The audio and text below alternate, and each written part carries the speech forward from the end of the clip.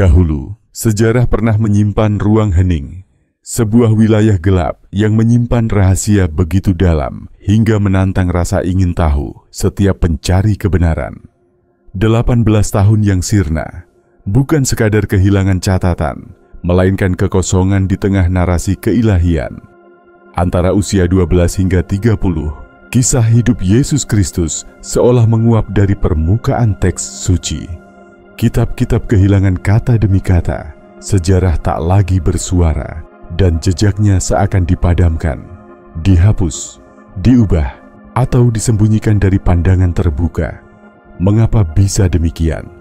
Apa yang tersimpan di balik kediaman tahun-tahun yang tak bersuara itu? Apakah Yesus berdiam di Nazaret, menyiapkan dirinya untuk panggilan suci yang telah menantinya?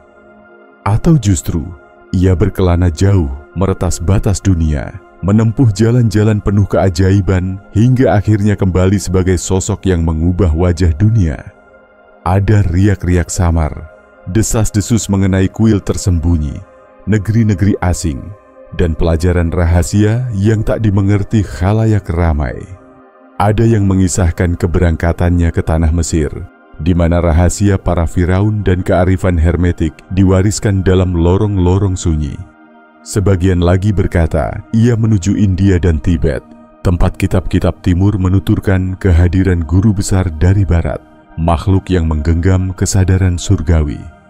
Ada pula bisikan bahwa langkahnya pernah melintasi ranah para druid di barat, mengenyam ajaran para pengembara suci Keltik, yang mengerti apa yang tersembunyi di balik tabir realitas. Seandainya kisah-kisah ini benar, mengapa diredam begitu dalam? Dalam narasi kali ini, kita bersama akan menelusuri ragam petunjuk samar, menyelami inti esoteris dari masa-masa yang hilang itu, serta membongkar ajaran terlarang yang barangkali membentuk seorang tokoh yang mengubah jalannya manusia. Bertahanlah hingga akhir, sebab apa yang segera kita temukan sanggup mengguncang kepercayaan yang telah lama berakar dalam benak kita. Ratusan tahun sudah, para cendekiawan, penyendiri, dan jiwa-jiwa pengembara bertanya, jika Yesus tak sekadar bersembunyi di Nazaret selama masa-masa tak tercatat itu, kemanakah ia melangkah? Jawabannya tidak tersembunyi pada satu lembar usang, melainkan terselip dalam puing ingatan peradaban tua, kata-kata rahasia dalam kitab dan tradisi lisan yang bertahan meski sejarah berupaya membungkamnya. Bayangkan, transformasi Yesus dari bocah biasa menuju sosok Kristus tak semata-mata turun ilahi, melainkan buah inisiasi dan perjalanannya meniti jalan kerohanian. Barangkali ia menempuh laku pelatihan, penggemblengan, perubahan wujud jiwa, menjadi bekal dalam menggenapi amanat surgawi. Mari kita telusuri jejak kemungkinan ini, bermula dari dataran-dataran penyimpan kearifan tertua. Salah satu kisah paling memikat tentang masa kehilangan ini adalah legenda Sang Santo Isa, nama yang konon muaranya adalah Yesus. Cerita ini muncul dalam naskah Buddhis dan Hindu dari India, Nepal, hingga Tibet. Di kaki Himalaya, tepatnya di biara Hemis Ladakh, ditemukan catatan kuno akhir abad ke-19 yang melukiskan sosok bijak misterius dari barat, seorang pelancong yang menimba ilmu pada Weda dan ajaran Buddha, menantang kekuatan kasta, membela yang tertindas, menyerukan belas kasih, suatu resonansi dengan pesan-pesan Yesus kelak. Bahkan naskah Buddhis menuturkan bahwa Isa menghabiskan bertahun-tahun di Tibet, bermeditasi bersama para lama, menyelami rahasia karma, kesadaran, dan cahaya pencerahan. Mungkinkah Yesus dalam dekade pembentukan dirinya meneguk kearifan timur dari prinsip kesatuan, ilusi fisik, hingga gagasan kelahiran kembali sebelum kembali membagikan cahaya ini ke barat? Gagasan ini pernah diangkat oleh Nicholas Roerich, filsuf penjelajah Rusia. Ia menulis perihal naskah Tibet yang mendokumentasikan seorang suci dari barat, sosok yang menaklukkan hukum-hukum gaib semesta. Namun, seandainya Yesus pernah melatih diri dalam spiritualitas India dan Tibet, Mengapa simpul pengetahuan ini begitu terkunci? Karena akses pada wacana ini akan mengacaukan akar kekuasaan doktrin yang telah mengakar.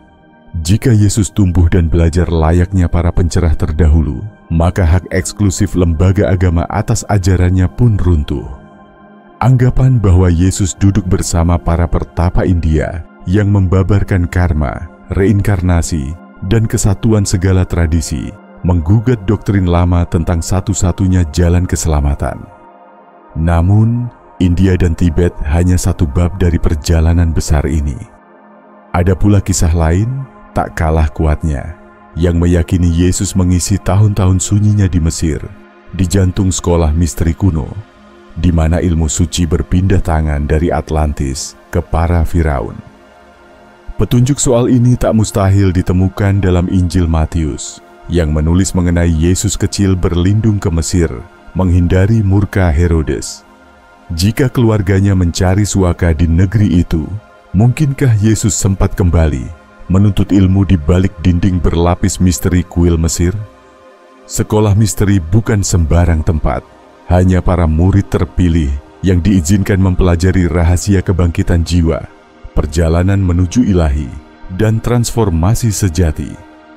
Tempat inilah yang juga dipercaya pernah menjadi medan tempuh Pitagoras, Plato, bahkan Musa sendiri. Tulisan hermetik dari Hermes Trismegistus, Corpus Hermeticum, mengurai tentang pendakian spiritual, proses perubahan manusia ke kedudukan ilahi, mukjizat-mukjizat yang dikisahkan dalam hidup Yesus, penyembuhan, membangkitkan, menguasai elemen, semuanya beririsan dengan ajaran Mesir kuno. Simbolisme Kristus dalam seni awal kekristenan bahkan sering mengingatkan pada Osiris, dewa kebangkitan Mesir, seakan jejak persinggungan mereka jelas tertanam. Mungkinkah Yesus pernah berjalan di bawah naungan piramida, menyingkap rahasia energi, penyembuhan, dan pertumbuhan batin sebelum kembali ke Yudea, mengajarkan pengetahuan terlarang yang nyaris punah? Jika benar ia menimba pelajaran di wilayah-wilayah suci ini, maka warisan yang ia bawa pulang adalah benih revolusi. Suatu gerakan yang meruntuhkan ilusi pemisahan antara manusia dan ilahi. Sebuah ajaran bahwa kerajaan surga tak tergantung di langit, melainkan tersembunyi dalam sanubari setiap insan.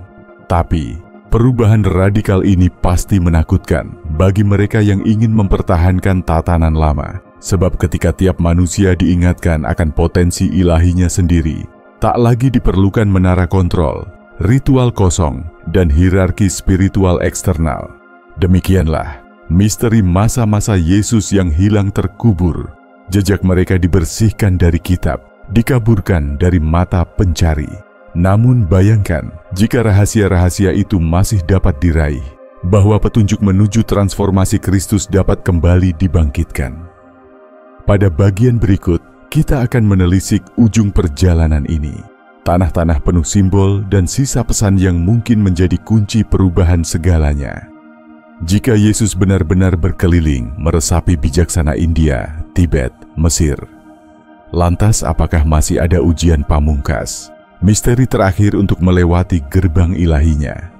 Sebagian meyakini jejaknya tidak berhenti di timur atau Afrika Utara, tetapi terus berjalan menuju tanah para druid ke barat Keltik, tempat hikmah kuno dirawat, terselip jauh sebelum peradaban modern tumbuh.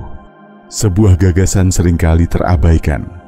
Kemungkinan Yesus menjejakkan kaki di Inggris kuno, negeri druid yang menjaga kunci keharmonisan dengan alam, pergerakan surya, bintang, dan seni penyembuhan lewat energi serta kesadaran.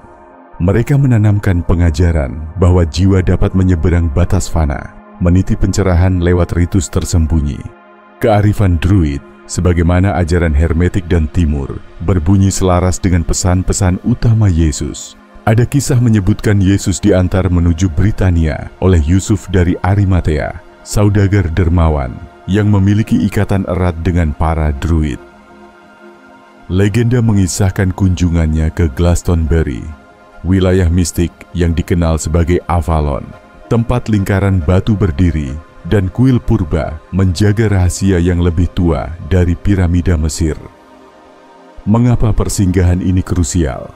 Karena Druid, layaknya para hermetik dan mistikus timur, berkongsi pada pandangan tentang transmutasi batin. Manusia dapat menapaki pencerahan melalui pelatihan sakral. Mungkin di tengah mereka, Yesus menuntaskan perjalanannya, menguasai hukum alam dan siklus kehidupan, menyempurnakan inisiasi terakhir. Namun, kekuasaan Romawi memusnahkan para Druid, dan bersama mereka, sebagian besar ilmu pun sirna, meninggalkan sekeping bisikan kebijaksanaan yang tersembunyi. Apapun rute perjalanan masa hilang Yesus, ada satu kepastian yang menonjol. Ia kembali dalam wujud yang jauh berbeda.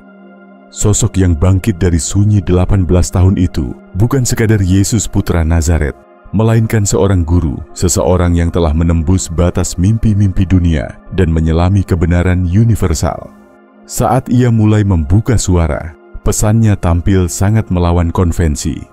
Ia tidak menegaskan ritual luar, melainkan perubahan batin. Ia tak menunjuk pada kuil fisik, melainkan menegaskan bahwa kerajaan Tuhan terletak di kedalaman nurani. Ia tidak memecah, melainkan mempersatukan segala sesuatu dalam satu rahim eksistensi. Kata-katanya melampaui suara manusia biasa. Sebuah getar dari mereka yang pernah menyingkap realitas di balik tabir. Tetapi apa jadinya jika ajaran sesungguhnya terlalu mengguncang bagi dunia? Jika kisah perjalanan lintas negeri Yesus itu benar, jika ia menggali ilmu-ilmu rahasia dari tradisi kuno, mengapa setiap jejaknya hilang dari kitab suci? Karena menerima kisah ini berarti menerima 3 kebenaran mendasar, bahwa Yesus bukan satu-satunya figur ilahi, namun seorang pelakon perjalanan, seseorang yang pernah belajar dan bertumbuh, sebagaimana guru-guru besar lain, bahwa pencerahan adalah harta bersama, ditemukan di semua tradisi kuno, tak hanya satu, dan bahwa kekuatan ilahi bukanlah milik pribadi institusi tertentu, melainkan berkecambah dalam hati manusia sendiri. Pengetahuan macam ini akan meruntuhkan struktur kekuasaan keagamaan, membebaskan pencari untuk menemukan jalan mereka sendiri menuju kebenaran. Maka itulah sebabnya kisah-kisah ini disembunyikan, dihapus, dan hampir dilupakan. Namun, kebenaran tak selamanya bisa dikubur. Dalam naskah usang, altar purba, dan dongeng yang terus hidup, jejak langkah Yesus masih dapat ditapak ulang. Jalan rahasia penyatuan dengan ketuhanan terbentang, menanti dipahami, agar kita sendiri mampu menapakinya. Lalu, apa makna semua ini di perjalanan kita? Bagaimana pengaruh ajaran tersembunyi ini bagi kebangkitan kesadaran di zaman modern? Selanjutnya, kita akan menguak penerapan konkret. Bagaimana pelajaran Yesus semasa hilangnya ia bisa menggugah batin dan membawa perubahan di dunia batin kita sendiri.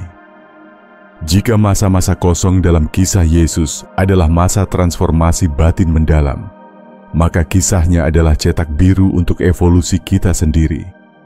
Bukan lagi soal di mana ia berjalan atau apa yang ia pelajari, melainkan bagaimana kita menghidupkan perjalanan pencarian itu dalam hidup kita masing-masing. Sebab jalan menuju keilahian tetap ada, dan kesadaran seperti yang dicapai Yesus adalah mungkin bagi tiap jiwa yang mencari. Mari kita mulai menguak praktik-praktik luhur yang terselubung di balik ajaran Yesus yang tersembunyi. Praktik yang dapat membangunkan kekuatan yang selama ini tertidur dalam diri sendiri. Di antara ajaran revolusioner Yesus, terdapat satu pesan yang menggema dalam nyaris setiap baris khotbahnya. Kerajaan surga tidak tergantung di luar, tetapi hidup di dalam manusia. Ini bukan sekadar simbol, melainkan hukum spiritual, kebenaran abadi yang diakui para resi Tibet, para inisiat gurun Mesir, juga penganut kebijaksanaan purba di barat, bahwa keilahian sesungguhnya adalah cermin batin. Ada kuil di dalam jiwa, dan pencarian sejati menuntut kita menoleh ke dalam untuk menemukan terang hakiki. Karena itulah meditasi diam, upaya menyelami diri, menjadi inti dari semua jalan kuno. Latihan sederhana. Temukan sudut tenang, jauh dari hiruk-pikuk dunia. Pejamkan mata, pusatkan perhatian ke dalam dada.